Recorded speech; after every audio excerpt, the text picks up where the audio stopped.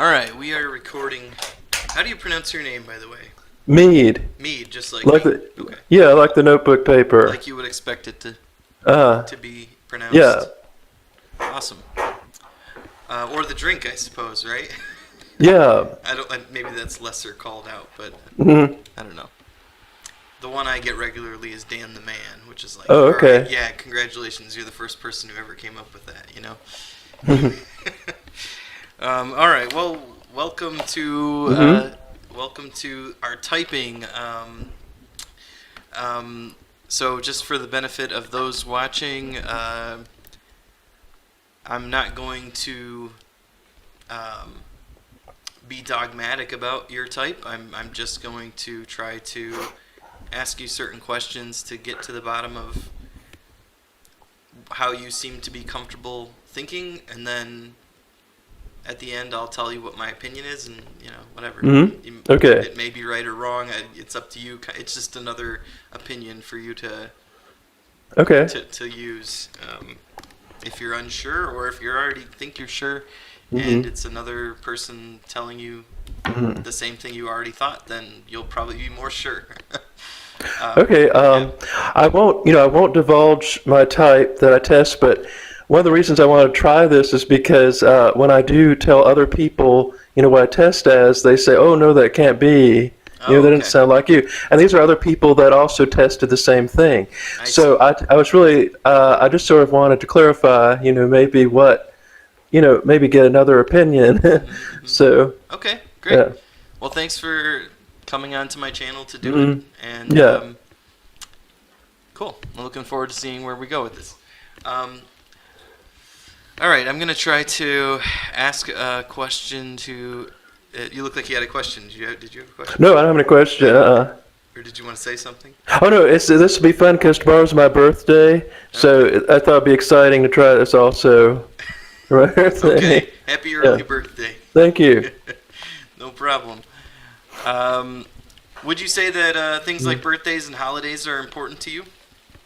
Um, they can be, yes. I enjoy them very much. I have to admit that I can be very indecisive because I thought, oh, maybe tomorrow I'd like to order Mexican dinner for my birthday, and then I thought, but then it's lovely weather tomorrow, so I decided to have a picnic out in the park. Hmm. And then I change my mind a lot about things, but I do like to celebrate Christmas and Easter and birthdays, Okay. things like that. And what is it? What is it that you like about those? Why do you like to celebrate those things? um, I sort of like to have some sort of create memories, I guess. Hmm. I'm not heavily into birthdays, but I just like certain traditions and things. It sort of gives me a comfort feeling. Yeah. Yeah. Okay. Mhm.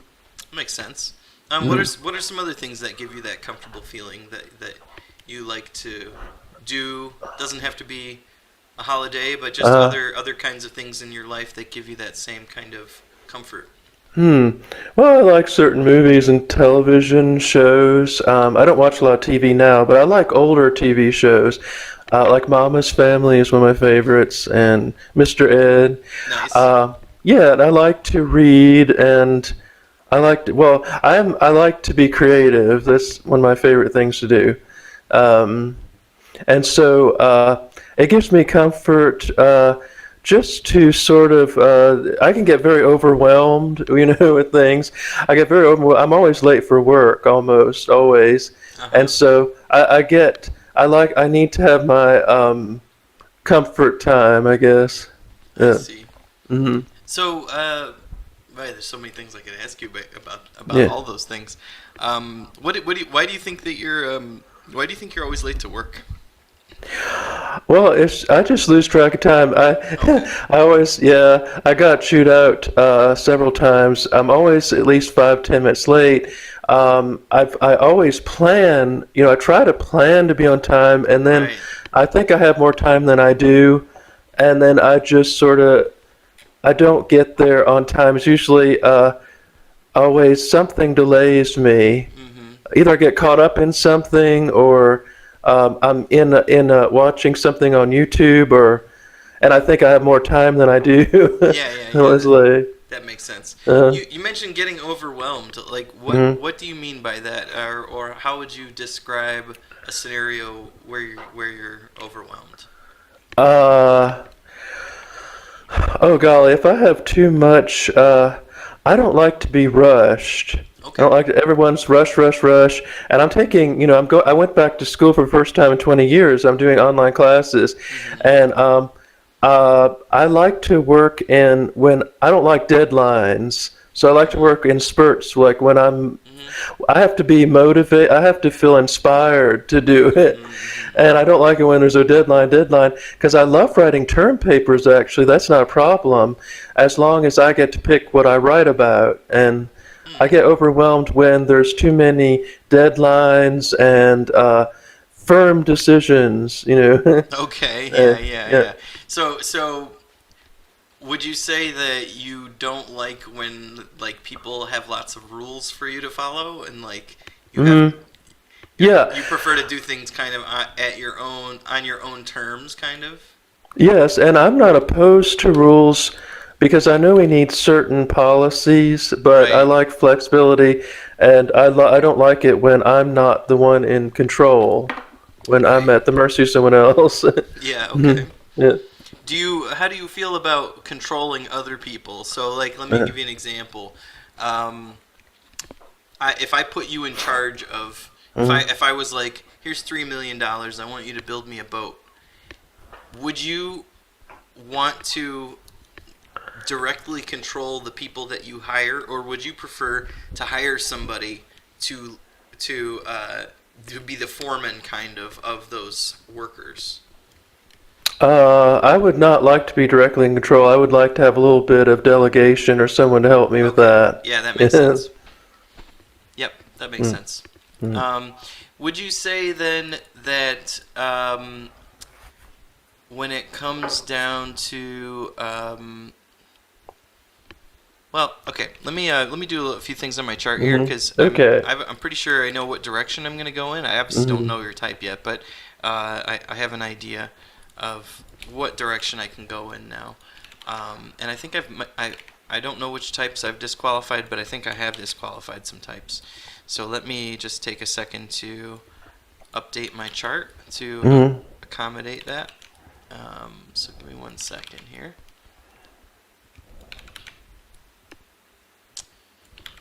Let's see. Do.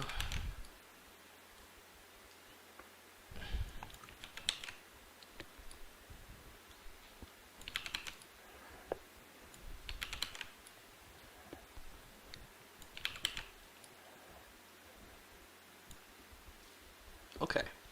Mhm. Um, Almost there. Okay, good. I think I might actually have it really narrowed down in a really short period of time. It's possible. So now I Mhm. basically need to see if I can disprove my thoughts on this. Okay. I mean, I have a direction. So Okay. I'm going to give you a couple of. Well, so how many videos of mine have you seen? Like, have you seen it in your previous typing videos? I saw a few. Yes. Okay. Mm, yeah. Um, so I'm assuming you've seen some of my tests that I've done where I'm testing people's ability to Mm, ideate. yeah. Okay. Um, so I'm gonna try to come up with something original. That way you Mm. can't be like, I've seen that before. Okay. um, all right. So what I'd like you to do is tell me 5 things that these 3 things have in common: a horse, pizza, and a coloring book. Okay. 5 things they have in common. Yes. Um, okay. Well, hmm. Uh, okay. Well, horses can appear in coloring books. That's one thing. Um, But like uh, all 3 though, you gotta match. You gotta get all 3 of them in that. All three of them in what they have in common. oh, okay. Uh okay. Horse, pizza, and a coloring book. Okay. Okay. Let's see. Um well, huh. This is very different. It's different when you're the one on the spot, right? When you're Yeah. not watching it on a video. Um, yeah, okay. So I have to tie them all together in 5 different ways. That's right. You have to Okay. find 5 different commonalities between those 3 things. Okay.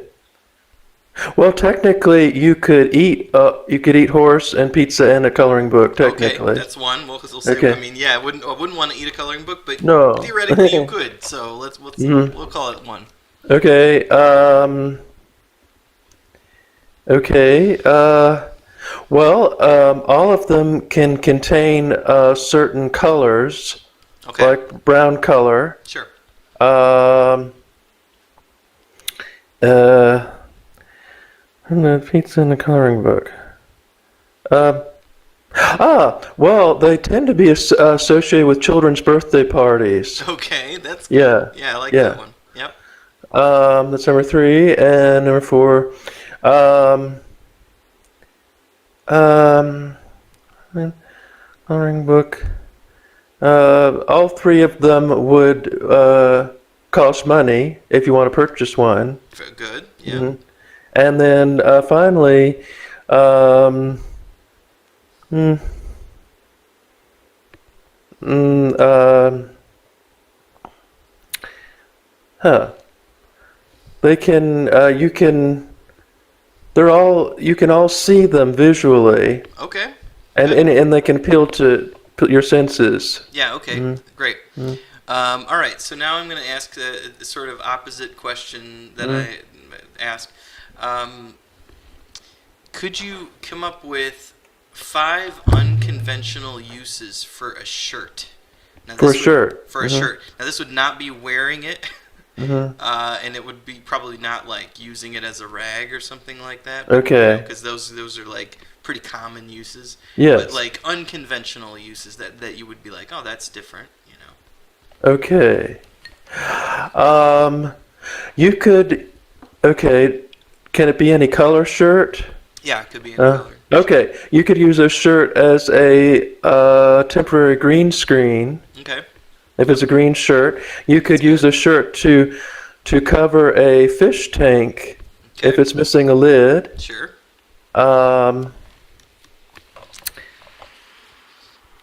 You could use this shirt as a signal for help, Okay. like put it outside your car. Yeah. Yeah. Okay. And how many is that? Is that That's 3? 3. Yep. Okay. And I need 2 more? Yeah. 2 more. Okay.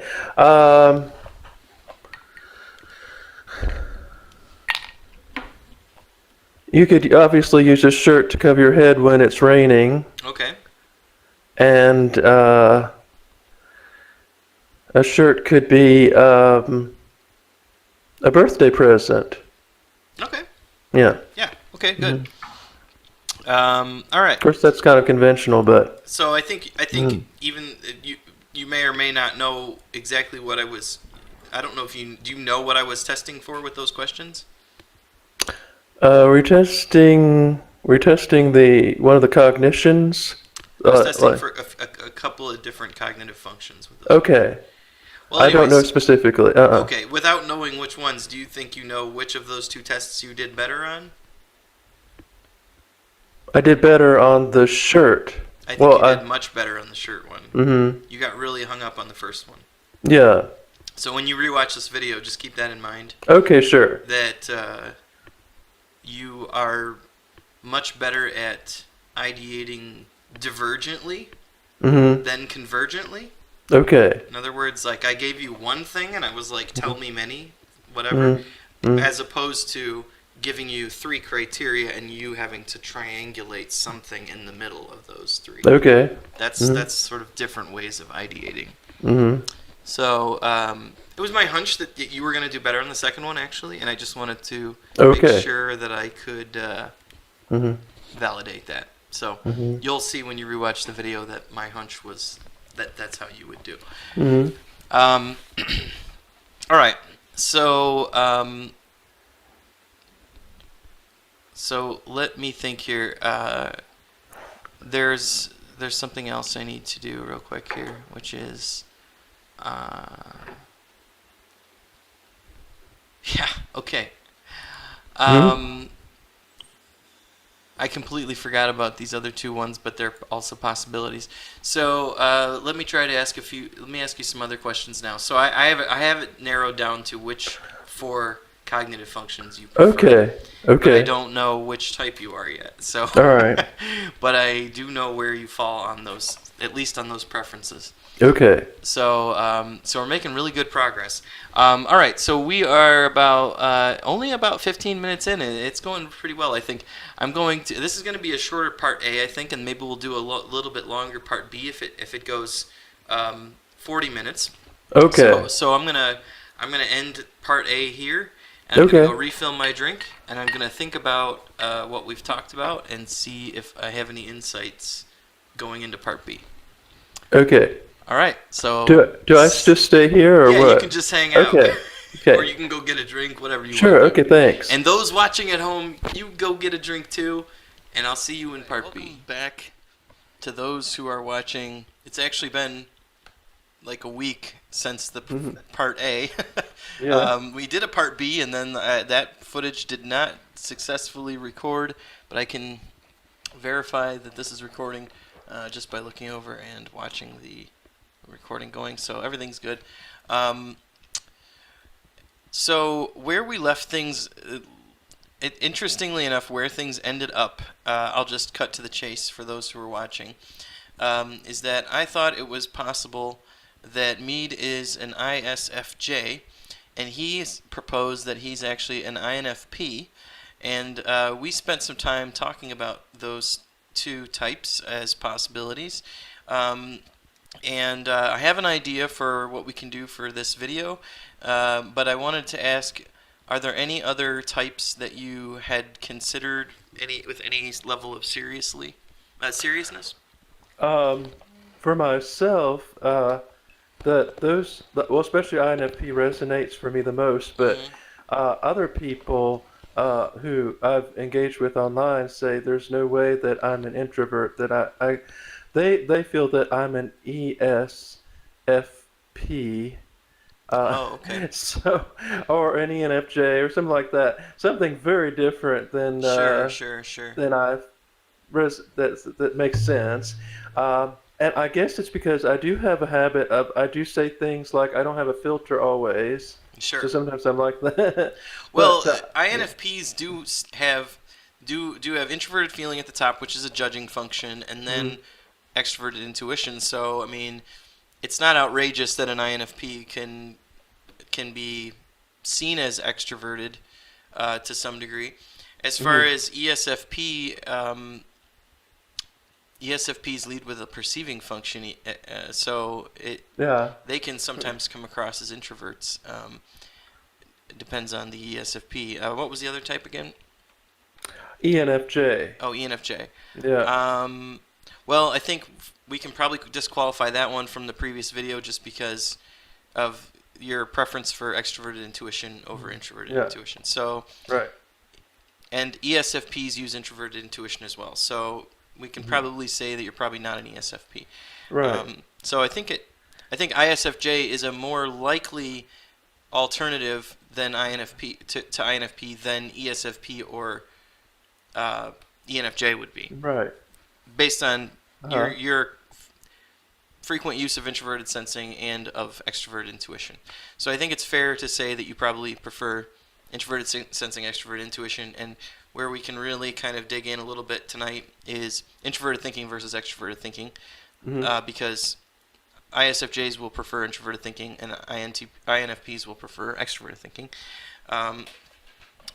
And then also, like, extroverted feeling versus introverted feeling is, in my opinion, a little harder to test for, because they can look similar, um, just for different motivation reasons. Like, you can be motivated to behave a certain way towards somebody, and that way could either be kind or manipulative or whatever, and that might be motivated either by your sense of wanting to, um, you know, I mean, an introverted feeler, it depends on where it is in the stack, I guess. So, anyways, all right. So my thought on, well, go ahead. You had something to Oh, say. I was gonna mention that does that shadow also the TI, like the TI users, is in terms of introverted thinking and extroverted thinking, does that parallel to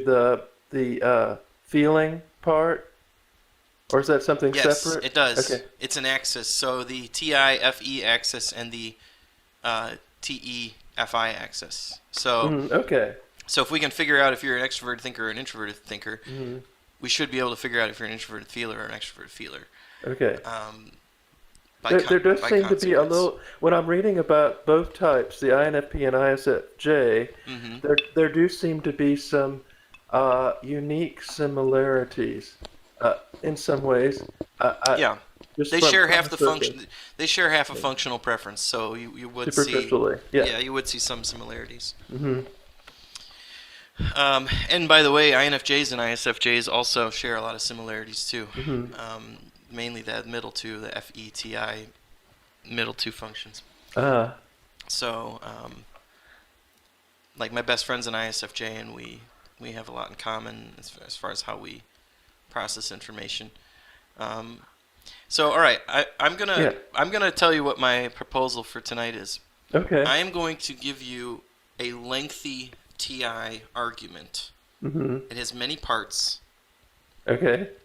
and if you are a third slot TI user, you should be able to deconstruct my argument, or at least, I don't know. Well, you may or may not be able to deconstruct it, but what my point is, I want to see how you provide a rebuttal to this argument, Okay.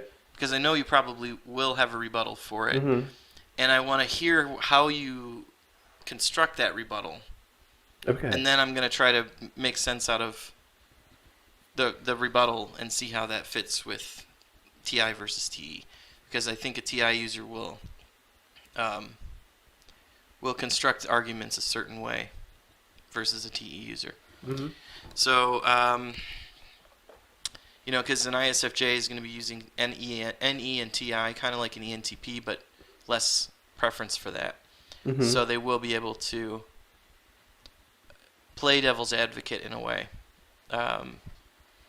Whereas an INFP will be less adept at that, I guess.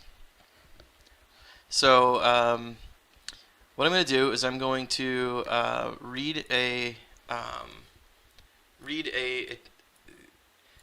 So I mean, this is, as a TI user myself, this is my way of thinking about this. You know what I mean? hmm This is how. Okay, so before I tell you what the argument is, what I'm going to do is, since we talked about religion in the last call, and that's something you and I have in common because I've spent 30 years of my life studying it, and my dad's a pastor. hmm So I'm very familiar with the Bible. I'm very familiar with doctrine.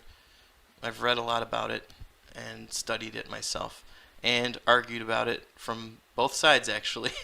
Oh, okay. So I've argued it from your side and I've hmm argued it from this side. So quite extensively on both sides, actually. hmm So I feel like I might be able to pose a question to you that is sufficiently complicated to stretch you a little bit in how Okay. you answer this, and then and it's my own argument. So I mean, it's a total TI thing. Like this is this is not an argument you probably find on the internet. It's just something I formulated in my own head. Okay. So, all right.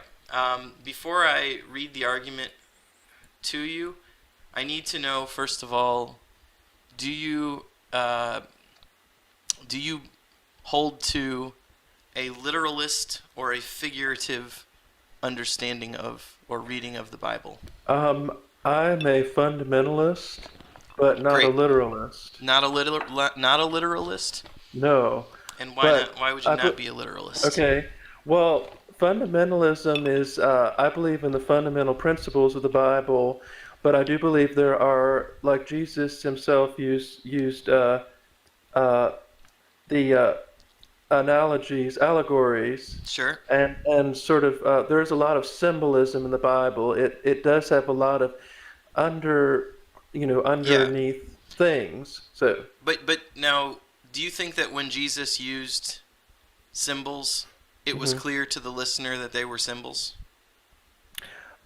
That is very hard to answer. I guess it depends on who the individual was. Are you talking about the disciples or the or W- who or well, do general? you feel like Jesus was an effective enough communicator to make it clear to people that what he was saying to them was figurative? I do. Okay, I do too, Yeah.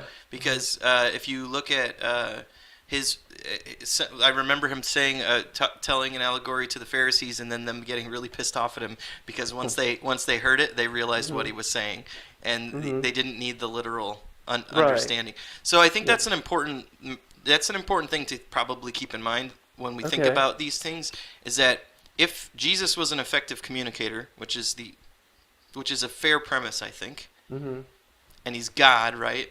Then he should have been able to successfully make it clear or obvious when something is metaphorical or when it's not. hmm Does that sound like a fair premise to you? Yes. Okay. hmm And so I think to me you have so now we're so you may or may not agree with all these premises, but Okay. this is why I wanted to ask you that question. I want to read this to you, and then I want to get your reaction, and I'll share the list in the chat as well. All So right. premise one: Christian doctrine is based on Christ and the death, burial, and resurrection of Christ. Premise two: the understanding of the fall is based on a literal interpretation of Genesis and Adam and Eve's sin. With no literal sin, there is no literal salvation. Premise 3: the genealogies in the Bible go from Adam to Christ via both Joseph and Mary. We find both of those genealogies in the Bible. Premise 4: James Ussher proposed in 1650 that the Earth is around 6,000 years old based on these chronologies.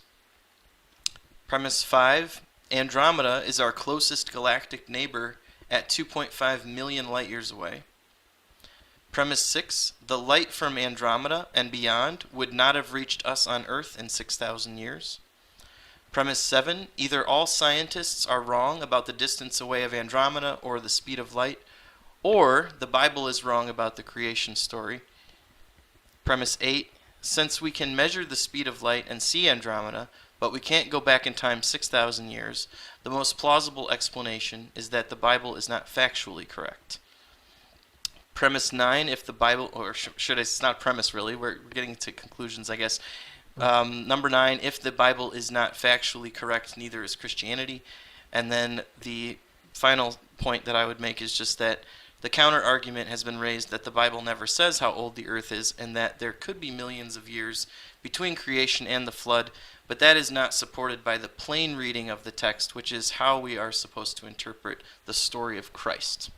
hmm So that would be the argument, and I'll copy and paste this into the chat, and then I will just listen now, and then I'd like to hear how you would rebut that, hmm and then based on that, I'm listening less to what you're. I am two sides of things. I think this will be interesting. One, I want to hear what you have to say, but two, I want to deconstruct how you say it, and I want to think about what that means about your personality. Okay. The floor is Um, yours. okay. Do you want me to? I could rebut each point, or I could give you first a summary of my theology to explain how I come to that conclusion of the Bible being factual. I want you to do whatever's comfortable for you. Okay. First of all, okay, this is how I understand it. When I read the Bible, it's like a code. So God is beyond human comprehension. So there was a time and space when, for whatever reason, he decided to reveal himself to the Jewish people. I don't know why, but he's God. So his ways are not quite our ways. And so the Bible is a historical text. So it captures the culture of that time, but also it was wrapped in divinity. It's like the inspired word of God was manifested through the authors of the Gospels. And so to address the timeline, because that's very controversial, I do think that there's scientific evidence that the Earth is much younger than we have been led to believe. Is it 10,000 or 6,000 years old? I really do not know. But one thing I do have an issue with is I do not believe in evolution. So I am a creationist. And I used to believe in evolution, but I came to the conclusion that actually evolution, how could an intelligent person believe in evolution? There were so many things that did not make sense to me, and I can't illustrate every single facet of that. I just know that in my heart, that evolution was not, it didn't make sense. Okay. And, okay, so I'm getting to a point. Yeah. Yeah, go for it. Okay, so in the broad spectrum of things, there is archaeological evidence to back up much of what we know in the Bible. So yes, I believe that the way the Bible is written is on a level that we can comprehend, and it has certain contradictions. But actually, that makes it more credible, because I don't know how to explain this. The contradictions make it less likely that it was contrived. It seems to fit. If you put like pieces of a puzzle, you can say, okay, I can see how that works. So to address the broad thing of the solar system and what scientists say, I do believe that it does not conflict with it doesn't conflict with scientific theory. In fact, science supports it. So basically, I believe in the biblical principles. It explains why we're here, where we're going, and how to get to God, how to get back to God. Okay. Do you feel like it has to do with the authority of the Bible, the way that the Bible is written in such an authoritative way?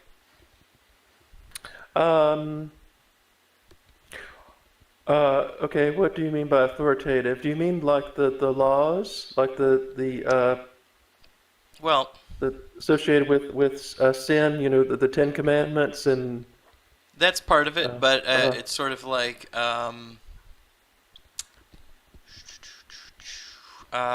it's sort of like it's sort of like if you can observe a law in action in your life, and that law is codified in the Bible, that must mean that the Bible is true, because it was correct about the law of sowing and reaping, and therefore it must be correct about Jesus' death, burial, and resurrection, or something like that. Mm-hmm. Is that something that you? I don't look at it quite that way. How do you look at it as far as Okay. the trustworthiness of the Bible? What exactly are you looking at It's when okay. you make that conclusion? It really has to do with, first of all, it's sort of like you have to connect to the Holy Spirit. So the Holy Spirit, it's like a light switch comes on, and Sure. when everything makes sense. Okay. So if you try to explain it to a non-believer, Yeah. if they look at the Bible, it's like this doesn't make any sense. Right. So that's how I So, see it. so would it be fair to say that it's an irrational thing? Um, well, no, I don't believe it's irrational. But Uh, what we're talking about though is experiential, not rational. Because like a mhm, rational thing is something you come to through a rational conclusion, and by that I mhm. mean A plus B equals C. It's very Uh-huh. non-emotional. It's just Okay. strictly speaking, it is an argument built on premises. But what you're describing is more of a personal experience. Yeah. It's not rational. Okay. It'd be like, for example, if lightning struck the ground next to me and I lived, hmm perhaps I might have a strong experiential change in my life hmm Oh, due I to see what you're that. saying. Yeah. In Oh, I fact, get that it. Yeah. very thing happened to Martin Luther, Yeah. and was actually foundational in his conversion. hmm So, so when I say irrational, I don't necessarily mean wrong, hmm but what I do mean is not built on a foundation of rationality. Yeah. It's built on a foundation of personal experience, hmm or that Christians would bristle at me saying emotion, but what I would hmm say, why I would say emotion is because you you have like hard reason, which is which is calculated and dis affected by emotions. Uh-huh. It's sort of like reason in the face of my emotions. It's sort of like my emotions want me to go this way, but my reason Right. says to go this way, right? Well, And yeah. yeah, and then hmm uh, whereas something that's irrational, hmm the rational side says go this way, but the emotions say, or whatever's left. It could be emotion and intuition or whatever, but it's sort of like the part of you that's not thinking hmm A plus B equals C. It's the part of you that is, it's in your gut, kind of. Right. Yeah, I go with gut feeling often, but I think someone could come to the same conclusion with what you're describing. Uh, I mean, even if you read about doubting Thomas and Sure, some of the people and the characters in the Bible, they all had different, MBTI types, sure. and so they all came to the same conclusion, but through a different thing. So it doesn't mean it's not true. So that's where, see, I believe there's absolute truth. And when people say, well, my truth is my truth, I think what they're saying is it's their perspective or their opinion, but Mm-hmm. it's not a different truth. It's the same. Like when, if there's a crime and you have several witnesses to a crime, each person will give a different testimony about that, Right. but it still doesn't make it a lie. Right. so, Well, so, so what usually happens in a crime scene is you have each person presenting their irrational point of view, hmm and then you have a detective who's a very rational person who has no emotional attachment to the situation, who takes down the data and then compares it to other data and other facts and draws some kind of rational conclusion, not necessarily based on his emotions. Um, it was interesting that you brought up doubting Thomas, because that is a good example of a rational point of view on this. hmm Unfortunately, we don't have doubting Thomas here to get a first-hand right. witness account hmm to validate that what was written was accurate, but it certainly makes for a really good story. Um, so Okay, go I ahead. think you're more likely to be an INFP, to be honest, than an Okay. ISFJ, based on your argumentative style. hmm Um, you you certainly you certainly use argumentation that does not is not built upon more like concrete premises, but Okay. more hmm based and like logical conclusions, but based more on I think a combination of your feelings, and then also your experiences, right? And then hmm of course you're building arguments in your head too, but it's sort of like what are the Yeah. foundations of those arguments, kind of. So it's not that you're not doing any argumentation, not using any Hmm. TI. Obviously, everybody uses TI to some degree, but it's more like to what degree are you relying on Hmm. it to make these more foundational decisions? Right. Well, So yeah. that's I how think, that's what I yeah. would that's my opinion. Hmm. I don't know what you think of that. I see. Yeah, it does kind of make sense to me. I do think though that uh, okay, I'm not the best orator, Oh, that's okay. That's okay. theologian, but I Yeah. do think that someone could make very logical. Okay, they could win someone over, like the Bible does. It has a logical thing to it, element to it, but I don't know how to extrapolate on that. Or I don't know how to deliver that. And I think there's some ministers that really do. I mean, there's some atheists, hardcore atheists that I think atheists are hardcore ISTJ, or I don't know what they might be, but they're so almost logical to extreme where they're illogical because they're so close to certain uh, Well, elements that's that's that that's one specific position that's yeah. specifically hard atheism. Hmm. So, if you could think about it, there's a guy that you should look up. His name is David Eagleman. I'll Hmm. type his name here, David Eagleman. Um, and he talks about possibilianism, which is a term he coined. Okay. And what possibilianism is, it says this. It says, there's fundamental Christianity right there. Pink. There's Islam. There's Hmm. atheism. There's agnosticism. There's Judaism. There's Hinduism. Many religions. There's Yeah. all this Yeah. other space out here though, Right. which is every other possibility.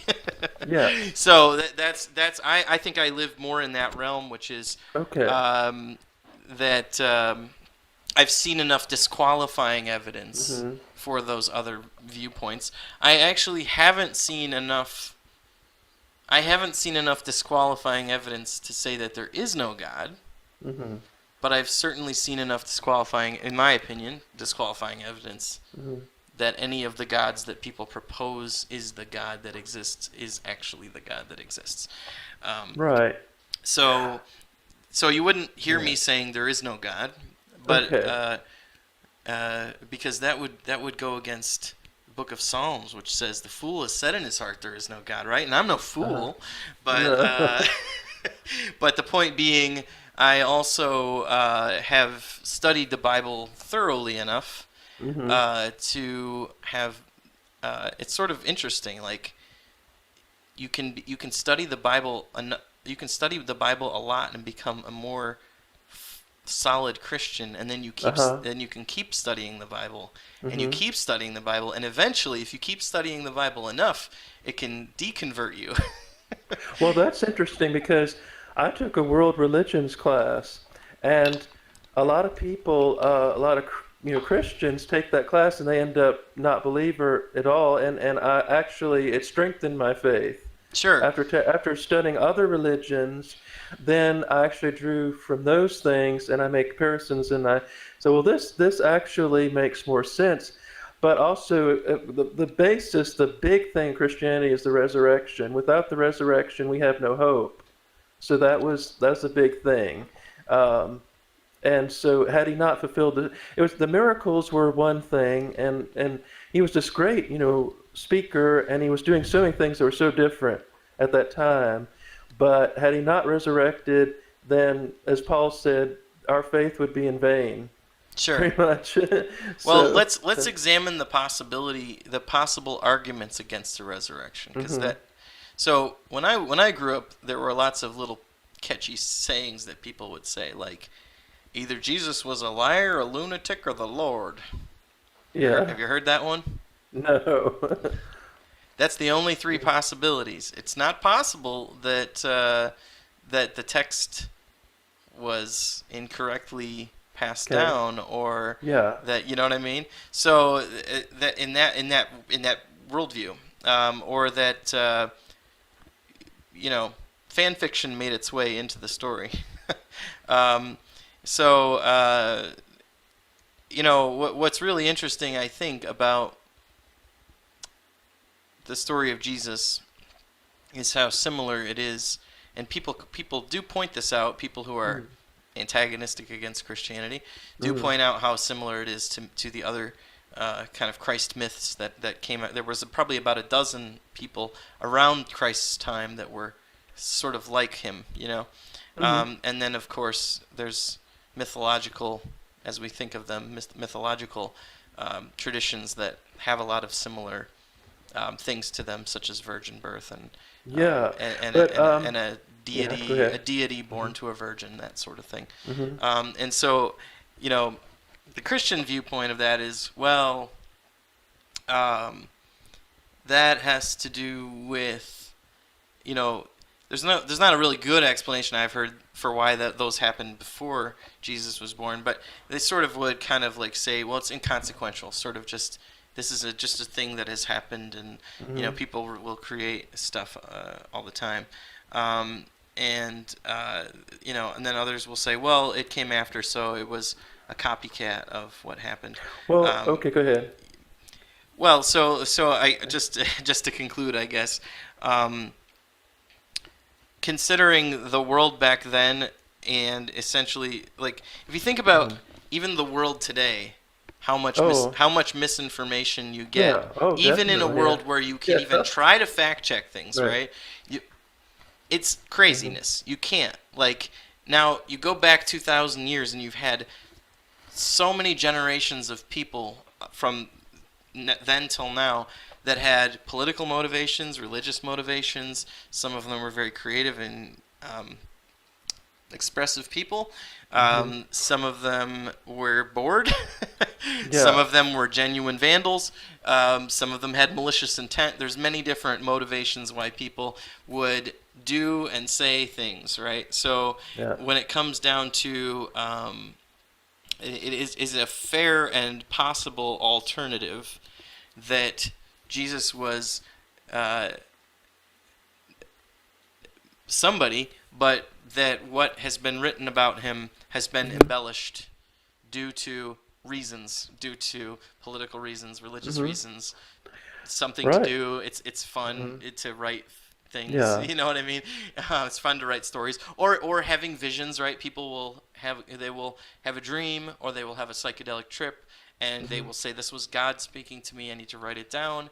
And and so there's many possible explanations that don't have to do with legitimate divine intervention that are, in my opinion, more plausible because of psychosis, schizophrenia, all kinds of other mental illnesses that affect our perception, that affect our understanding of what's happening around us, and so on. So I think if you put all those things together, you have a lot of plausible explanations for the resurrection story and other. You know what I mean? Can I? I just want to say, I'm sure you've heard this before. Sure. But what strengthens the testimony in the resurrection story, for example?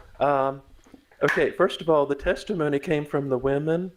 So women at that time, their testimony was viewed only a little bit above a slave.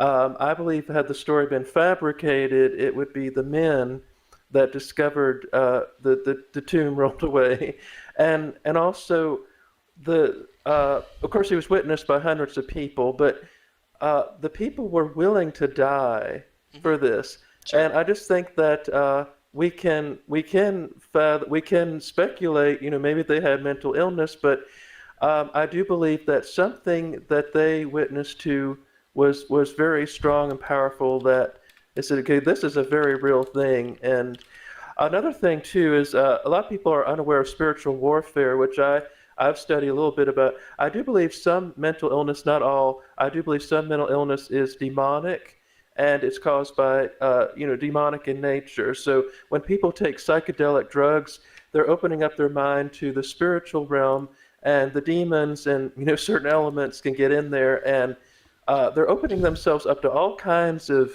negative influences. and that's why it's very. That's why I don't. That's why I don't use recreational drugs I myself. I feel like But you probably need to try psychedelics more than anyone. oh, okay.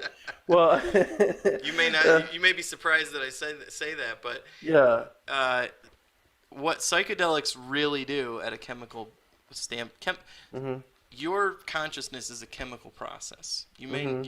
That may not square with your perception of the soul, Yeah. but when you go to sleep, your consciousness it just it's affected chemically by what's going on in your brain, Mhm.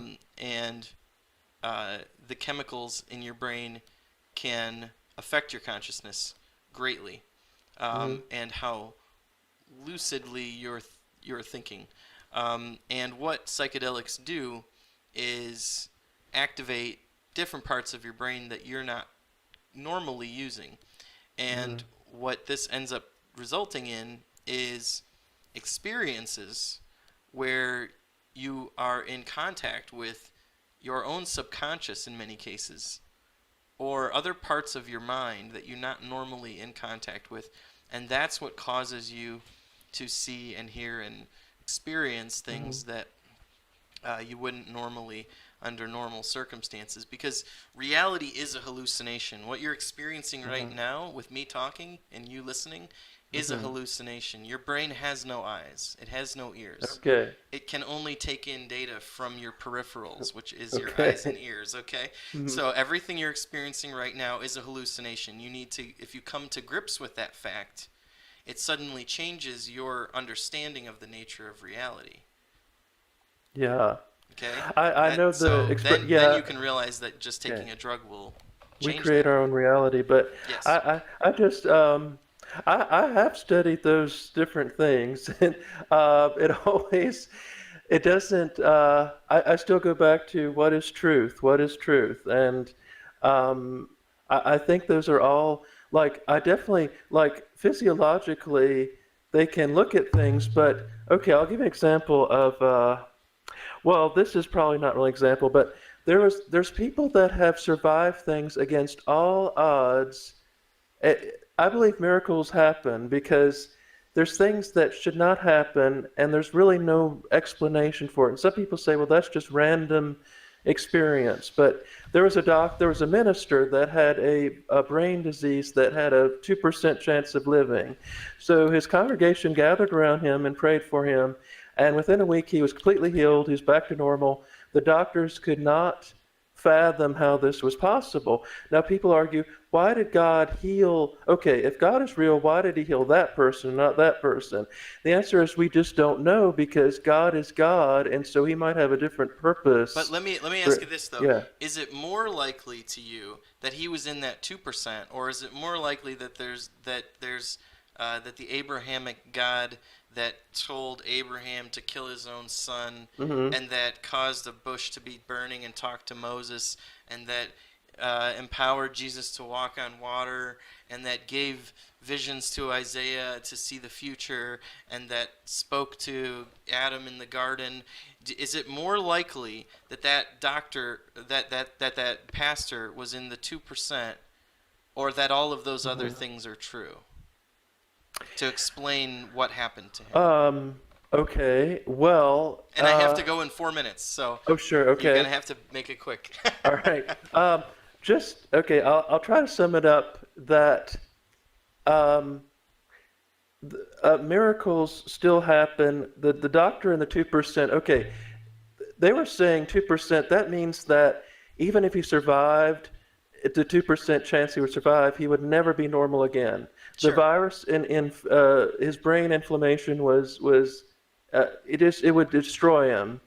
Um, I just believe that to me that's a modern day miracle. They call it miracles because they don't happen every day. So that's why it's a miracle to me. Sure, but I So, think there's a difference between a rarity hmm and and a bona fide divine intervention. You okay. know, a rarity would be a guy survives, you know, with only 2% chance of living and no known chances of full recovery. A rarity would be that person recovering. A bona fide miracle would be something so disprovable. I guess not. That's not the right word. It would be something so unfathomable that there could not be any possible natural explanation for That's where our faith comes in. So, like every day, it's a daily walk. So our faith is always tested. It's always put under a litmus test, and that's the way I look at things. I guess that's why I channel my personal views. Oh, can I just say one more thing? Yeah. Um, I consider myself a traditional person, but I think I get a little irritated when people conflate traditional with conventional because I think they're two different things. I think you can have traditional values but be a very unconventional person. So it doesn't mean I'm not looking forward, to the future. It's just I have different values than I think most people my age or younger do. So Sure. that's why I say that. Yeah. But Okay, we're at the time. We're at time now. So, thank you. thanks a lot, Meade. I think it was Yeah. really stimulating discussion. I feel like we could talk about theology for another hour. Maybe we'll have to put some time on the calendar to really Oh, sure. Maybe get into sometime that. soon. Maybe Yeah. I'll come on your channel. How about that? Oh, great. That'd be great. Yeah. All right, cool. Well, be in touch over email, and thanks everybody for watching, and have a good rest of your evening. Bye.